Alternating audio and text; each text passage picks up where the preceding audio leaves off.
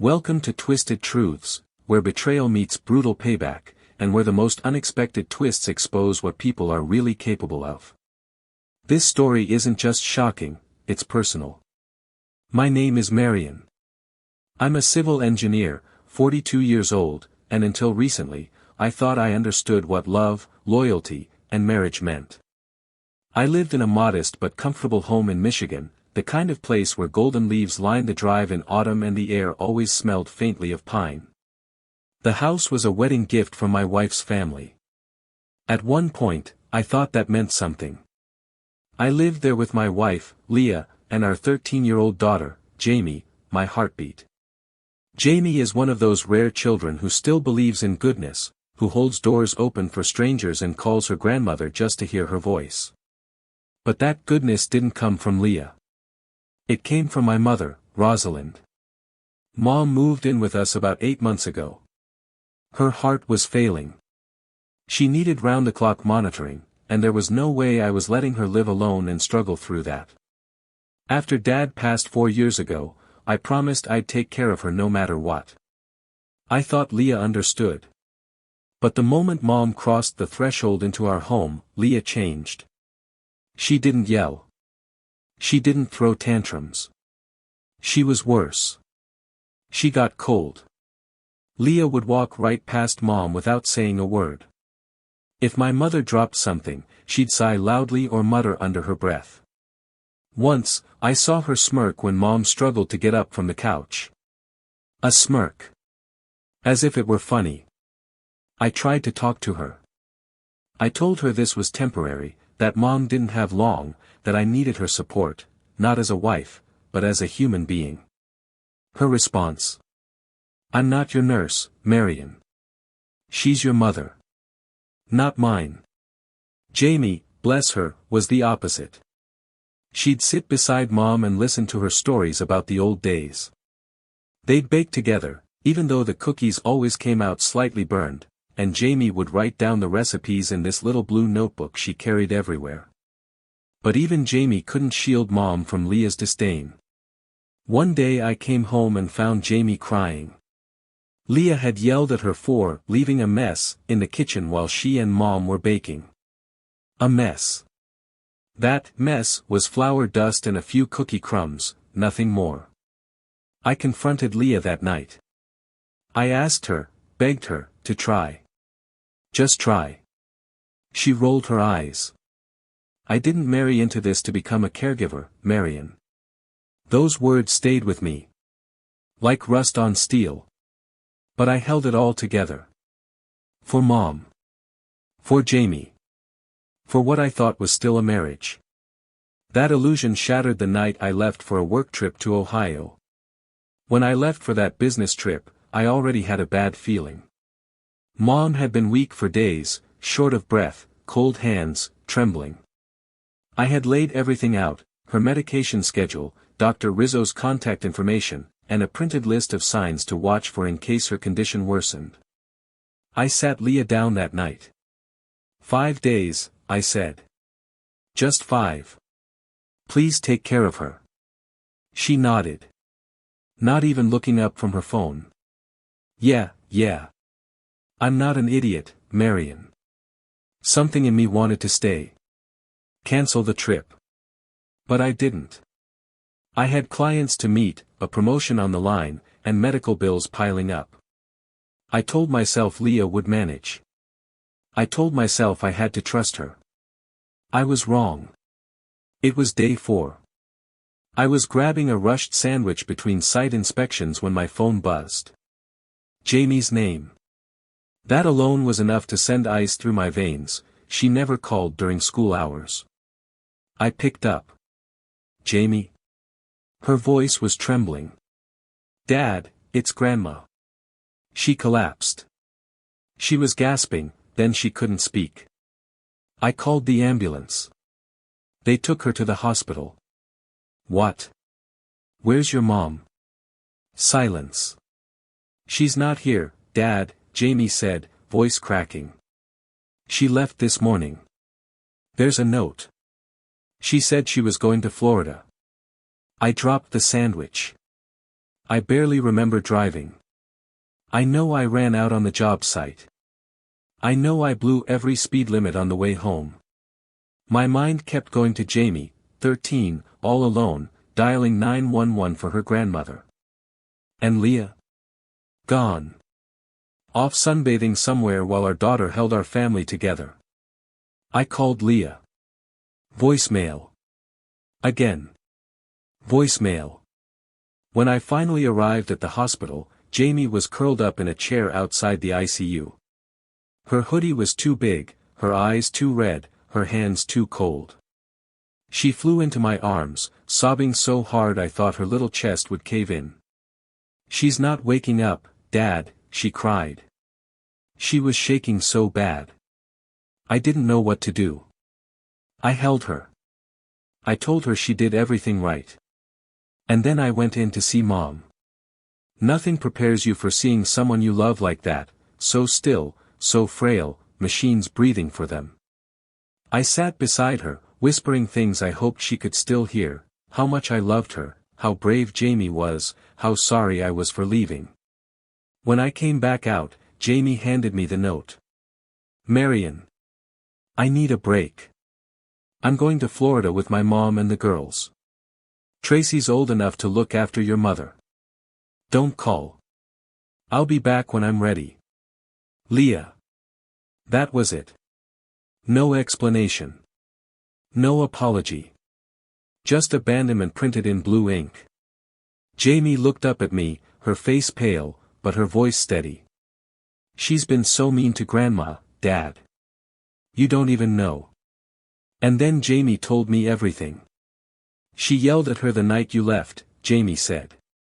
"Grandma dropped her spoon, and Mom snapped at her, 'If you can't eat without making a mess, maybe you shouldn't eat at all.'"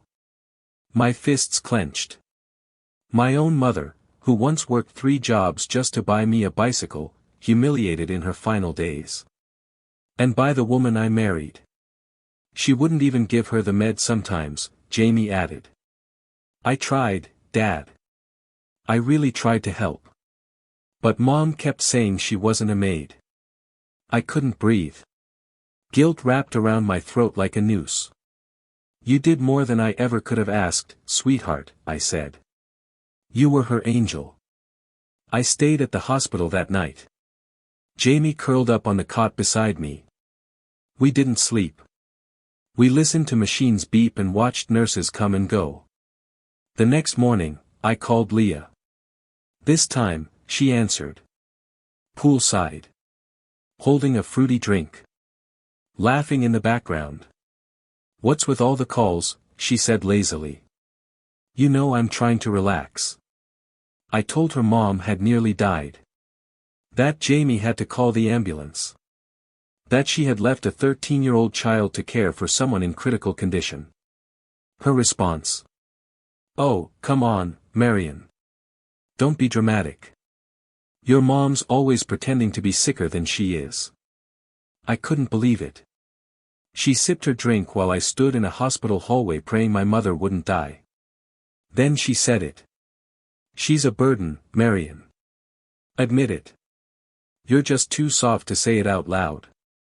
I needed space. I'm not her nurse. And Jamie? She's practically an adult. That's when something inside me broke. "You're done, Leah," I said coldly. "When you come home, you won't find the same man waiting. I've already spoken to a lawyer." For the first time, she looked shocked. "Excuse me? You heard me. You left your daughter. You left my mother to die. When you return, we'll be filing for divorce. You don't deserve this family." And I hung up. I turned to see Jamie standing behind me, having heard it all. She didn't say a word. Just wrapped her arms around me, burying her face in my chest. We both knew we had reached the point of no return. After I ended the call with Leah, I felt empty. Not relieved. Not angry. Just hollow. I stood there in the hallway, staring at the white walls of the hospital like they held answers I'd never asked for. Jamie was still hugging me, small and silent. her face buried against my chest. That was when a nurse approached and said my mother was awake. I walked in, heart pounding, expecting the worst. But she was there, propped up slightly in bed, her eyes heavy, but open. She looked so fragile, her skin like paper, her voice a faint whisper when she said my name. Marion. I leaned down. Mom, I'm here. We're both here. Jamie's safe. You're okay now. She gave me the smallest smile. Her fingers, thin and cold, reached out and curled around mine. I didn't want to let go. Ever. You have to listen to me, she said. I don't have long. Don't say that. Shoo, her eyes sharpened with that old fire that used to keep me in check when I was a teenager. I need you to find something. In the suitcase. Under my clothes.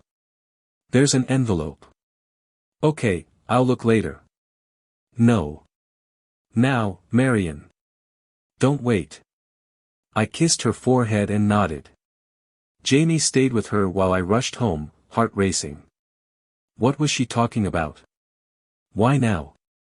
When I opened Mom's old suitcase, the same one she'd brought with her when she moved in, it hit me with the scent of lavender and cedar. The smell of her. Her past. Her love. I reached under the folded sweaters and blouses, and there it was. A pale yellow envelope. For Marion, the front read in shaky handwriting. I sat down right there on the floor and opened it. Inside was a document, and something more precious than anything I could have imagined. A life insurance policy. $1 million. Beneficiaries, Marion Owens and Jamie Owens. Date of issue, 15 years ago. Signed and notarized. And a note. My dearest Marion. If you're reading this, I'm probably not there anymore. But I want you to know something. I've always believed in you. When you were a boy, you used to say you'd build the tallest buildings in the world. You did that. Not just with steel and concrete, but with your heart. This money isn't for a better house. It's for a better life, for you and Jamie. For freedom. You deserve peace. You deserve joy. You deserve to let go of anyone who treats your kindness as weakness. Don't be afraid to walk away. I raised a good man. Now go be one. Mom****. I couldn't breathe. She had known. Not just about Leah, but about everything I refused to admit even to myself. My mother had spent her final years preparing, not just for death, but to protect us after it.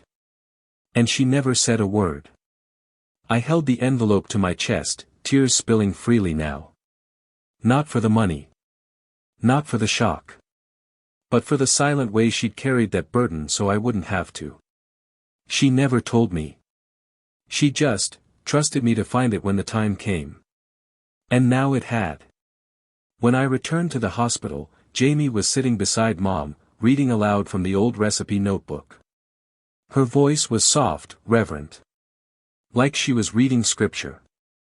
Mom was listening, eyes closed, a peaceful smile on her face. I kissed her forehead and whispered, I found it, Mom. Everything. I understand now. She opened her eyes just enough to look at me. You take care of my girl, she whispered. And yourself. I will. She passed away that night. Quietly. With her hand in mine and Jamie on the other side. No pain. No fear. Just peace. The next few days were a blur of arrangements, paperwork, and silent tears. But through it all, that envelope never left my side. I held the funeral in the little church she used to attend with Dad, tucked between pine trees and wildflowers. The same place where they were married. Jamie wore her grandmother's soft green cardigan. I wore the same black suit I'd worn to Dad's funeral. Leah didn't come. She texted, sorry for your loss. I'm still in Florida. Need more time. Let me know when you're done with the drama. I didn't reply. There was nothing left to say. I buried my mother with grace. But I was about to dig up every last piece of rot Leah had left in our lives. After the funeral, I didn't return to the house. Not right away. I couldn't walk back into that place where my mother spent her last months being treated like an intruder, like a burden. Not yet. So Jamie and I stayed at Mom's old home in the suburbs. It hadn't been touched since we moved her in with us. Dust covered the windows, the grass was overgrown, and the air inside was musty. But it felt warmer, more real, than anything Leah had built. We made tea in Mom's chipped blue kettle and sat on her faded floral couch. Jamie wore her cardigan like armor.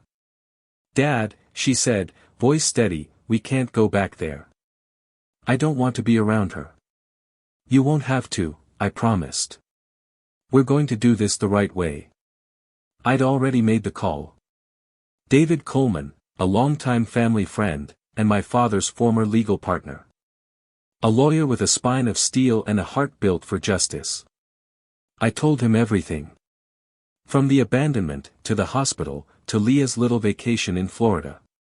And then I told him about the note, the voice recording from our FaceTime call, and Jamie's testimony.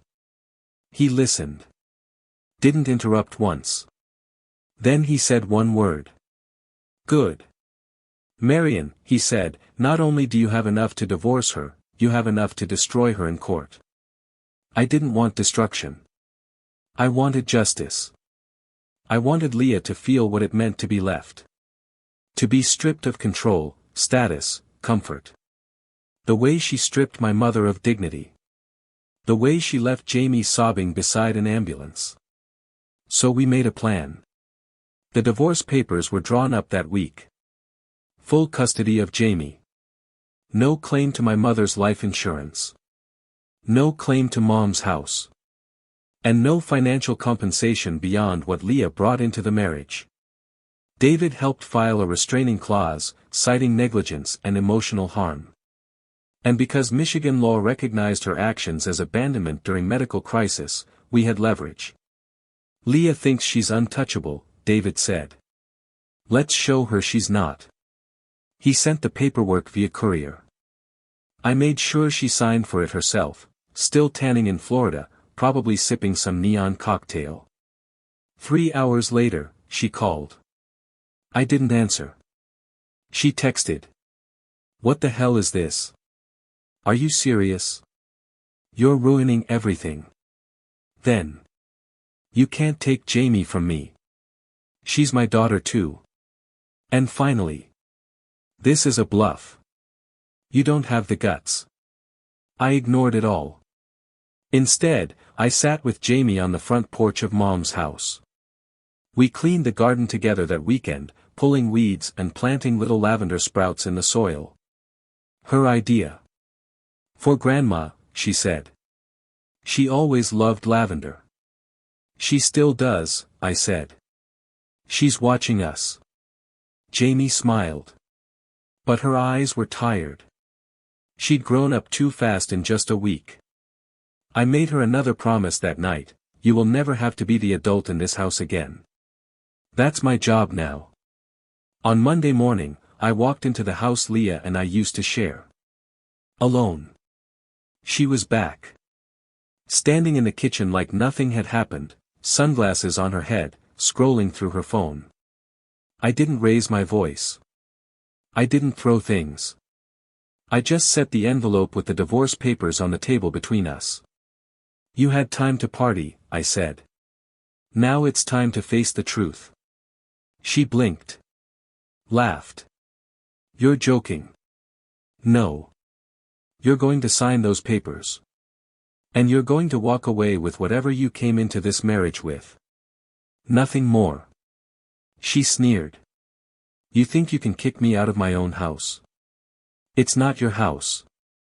It never was. It was my mother's gift. Her name was still on the deed until she passed. And now? It belongs to Jamie and me." Her face turned a shade paler. "You think some crusty life insurance policy gives you power? I opened the manila folder on the table. Pulled out the policy. Not just power. Freedom. She grabbed it, flipping through the pages like she was looking for a loophole. There wasn't one. Then I played the audio clip from our FaceTime call. Her voice, clear as day, dismissing my mother as a burden. Laughing about taking our money. Bragging about how I wouldn't have the guts to leave her. Her eyes widened. You recorded me? Yes. And I saved the note you left Jamie, too. You know, the one asking her to take care of a dying woman while you partied in Florida. She stared at me. But she didn't speak. For once, Leah had nothing to say. I left her there. Standing alone in a kitchen that no longer belonged to her. As I closed the door behind me, I felt something in my chest I hadn't felt in years. Not anger. Not sadness. Relief. The day Leah stood frozen in the kitchen, confronted with the papers, the policy, the recording, was the last time I ever saw her inside that house. The next morning, she was gone. She took her designer bags, her perfume bottles, her cold-hearted entitlement, and nothing else. Not the photo albums, not Jamie's drawings on the fridge, not a single object with real value. That said everything. Jamie and I returned later that day. When I unlocked the front door, the silence felt different. Not tense. Not hollow. Free. She looked around and asked, "Can we still live here, Dad?" I paused. "No," I said. "Not here." The house may have belonged to us now, but it reeked of betrayal. My mother had spent her last weeks here, ignored, humiliated. Jamie had been yelled at in these rooms. I'd begged for peace in this house and gotten ice in return. No. We wouldn't rebuild here. We went back to Mom's old home. The one with dust in the corners and weeds in the garden. The one filled with real memories, cookies and lullabies and storybooks. We would start over where the love still lingered in the air. I met with David Coleman the next morning. "She's already called twice," he said. Her tone changed. "Now she wants to negotiate." I laughed. "Negotiate? After what she did?" He nodded. "Just confirming what I thought. She never expected you to go through with it." "Let her stew," I said. "We're not backing down." The divorce proceedings moved quickly. Michigan's abandonment statutes and the documentation we had, from the recording, to Jamie's written statement, to Leah's note, gave us overwhelming leverage. She had no financial leg to stand on. No custody claim strong enough to threaten us. When her lawyer tried to challenge full custody, David simply said, "Do you really want the judge to hear your client's words? Your mother's just a burden. I'm not her nurse." They backed off immediately. Within 2 weeks, I had full legal custody of Jamie. The house, my mother's home, was retitled in our names. Leah walked away with whatever she came in with. Nothing more. I withdrew the first portion of the life insurance to begin renovations on Mom's home. Nothing extravagant. Just the essentials, a new roof, plumbing repairs, some insulation for the bitter Michigan winters. Jamie chose the color of her room. Soft green, like Grandma's cardigan. I kept Mom's room mostly the same. Just added bookshelves and a reading chair, turning it into a quiet sanctuary. When the final renovation crew left, I walked through the house alone. Each corner now held something that meant something. Jamie's laughter from the kitchen as she tested a cookie recipe. The faint scent of lavender from Mom's old sweater. The worn recipe notebook on the dining table. We had built a new life from the ashes of betrayal. And not with rage, but with roots. One morning, weeks later, Jamie came to me holding a letter. From her, she said simply. It was a short, scribbled apology. The kind that doesn't apologize for anything real. "I know I messed up. But you were always too close to your mom. I needed space. I hope Jamie will reach out when she's older.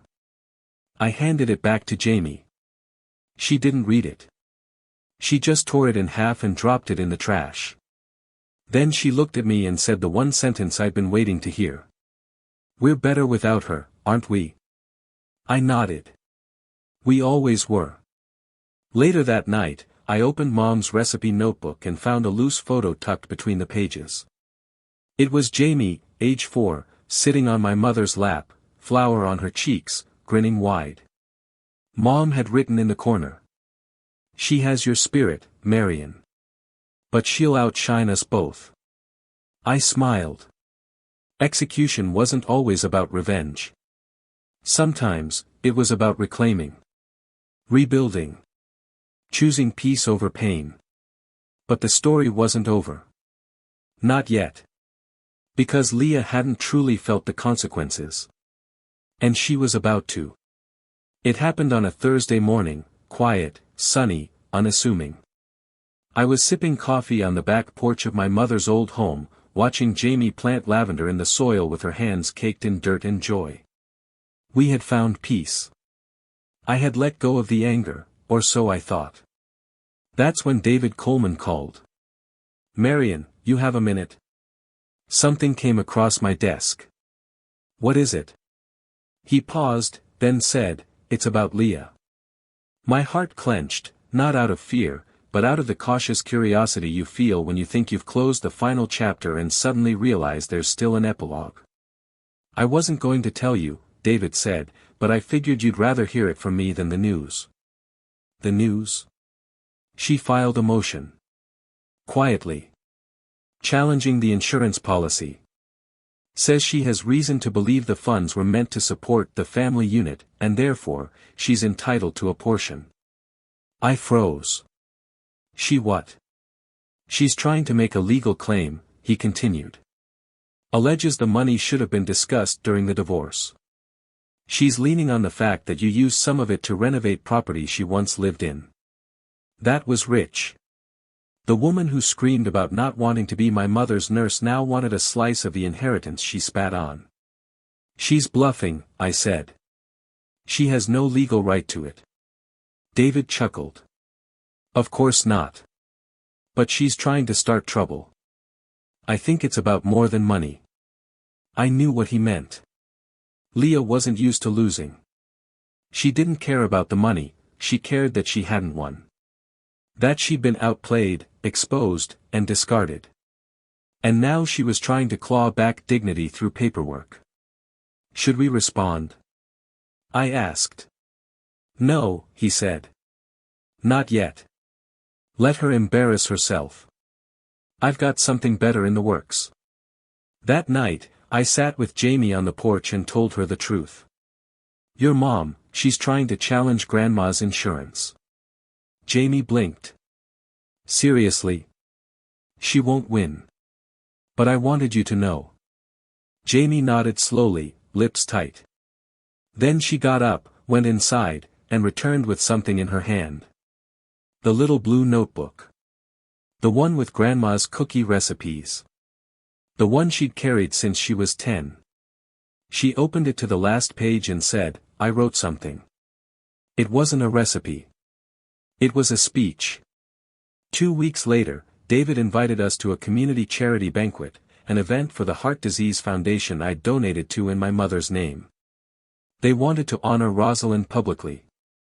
Share her story. I agreed. But I didn't expect what happened next. David walked on stage and introduced Jamie. This young girl has something to say, he said, about a woman who left more behind than money. Jamie stepped onto the stage, 13 years old, hair in a braid, wearing Grandma's old green cardigan, and opened the notebook. My name is Jamie Owens, she began, her voice steady. And I want to tell you about my grandmother, Rosalind. She wasn't rich.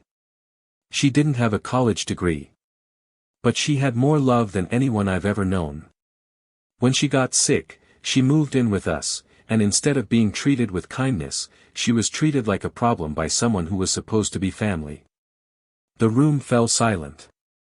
I held my breath. Jamie went on. I was left alone with my grandma when she collapsed. I called 911 by myself. I stayed by her hospital bed. And when she died, I found out she'd left us a gift, not just money, but freedom. She paused, eyes scanning the crowd. My mom left us to party. My dad stayed. My grandma believed in him. And now, so do I. She held up the notebook. This is her recipe book. I'll keep it forever. Not because the cookies are perfect, but because the love in them was. The audience stood. Applause shook the room. Cameras flashed. Reporters scribbled quotes. And someone in the back, captured the whole thing and uploaded it online. 13-year-old exposes her mom's abandonment in front of crowd, leaves room in tears. The video went viral within 48 hours. 3 million views. Leah's name wasn't mentioned, but the comments guessed quickly. Especially when someone posted screenshots of her Florida photos, beach selfies, cocktails, bikinis, hashtags like #FinallyFree and #NoDramaJustSun. People connected the dots. It didn't take long for the fallout to reach her. Leah called me 3 days later. Blocked number. I answered anyway. You let her humiliate me, she screamed. You planned that. She told the truth. She's a child. No, I said. She's more of a woman than you've ever been. Silence. Then, in a voice that cracked for the first time since our marriage ended, Leah said. I lost everything. No, I said, my voice calm. You gave it away. And I hung up. After that final phone call with Leah, I sat outside under the soft, swaying branches of the old elm tree in Mom's backyard. The air smelled like earth and lavender. Jamie was inside, baking cookies with the oven light glowing like a little sun in the window. We had done it. Not just the divorce. Not just the paperwork. We had survived the emotional war zone Leah left behind, and come out stronger, clearer, whole. And now? It was time to bury the past completely. Leah never responded after our last call. No more texts. No more threats. The insurance claim challenge was dropped within a week. Quietly. Officially. David called me with a half-chuckle. She knows it's over, he said. Especially now. That now, he referred to. The viral video. Jamie's speech had continued to ripple across the internet, picked up by blogs, reposted by parenting channels, shared in groups for caretakers and widowed families. Not because of drama, but because of its rawness. A child telling the truth. A child carrying dignity in her voice like it weighed nothing at all. The foundation reached out to honor Jamie and Rosalind at their annual gala next year. They even asked if we'd be open to starting a scholarship in Mom's name, for girls raised by single parents or guardians. I said yes. Immediately. And contributed the first $50,000 from Mom's policy. She would have liked that. Actually, she would have cried. We stayed in her house. Not just because of sentiment, but because it felt real. Every creaking board, every chipped tile, every wildflower in the garden, it reminded us of what mattered. Not flash. Not status. But roots. I framed Mom's original letter and hung it beside the kitchen window where she used to hum while cooking. Every time the morning light hit the frame, it glowed. Jamie eventually transferred to a smaller school closer to home. She made new friends. Joined the creative writing club. Wrote a short story called The Woman Who Baked Light into Everything. Her teacher submitted it to a regional competition. It won. I cried when I read it. In the dedication, she wrote. For Grandma. You didn't just bake cookies. You baked strength. As for me, I kept working, but I changed my focus. I started accepting more local engineering projects, libraries, schools, public buildings. Things that mattered. Things that would last. I also began volunteering twice a month at the very hospital where Mom spent her final hours. Sometimes I'd just sit with elderly patients who had no visitors. Sometimes I'd hand out cookies, yes, Mom's recipe, and tell them about a woman named Rosalind who believed you didn't have to be wealthy to leave a fortune behind. One spring evening, Jamie and I stood in the garden, now blooming with soft purple lavender. She leaned her head on my shoulder and said, "Dad, do you think Grandma's proud of us?" I looked at her, at the girl who had stepped up when the world fell down. The girl who spoke truth to pain. The girl who still believed in love, even after betrayal. I said, "Sweetheart, if she were here, I think she'd say, you're everything she ever dreamed of." Jamie smiled. "And you?" I took a deep breath, the air filled with scent and memory. "She'd say I finally learned what family really means." In the end, truth has a way of surfacing, even if it comes twisted through pain and betrayal. As one wise voice once said, sometimes your greatest enemy was once your closest ally. If this story struck a chord with you, let us know in the comments. And don't forget to subscribe, share, and spread the word, because justice deserves to be heard.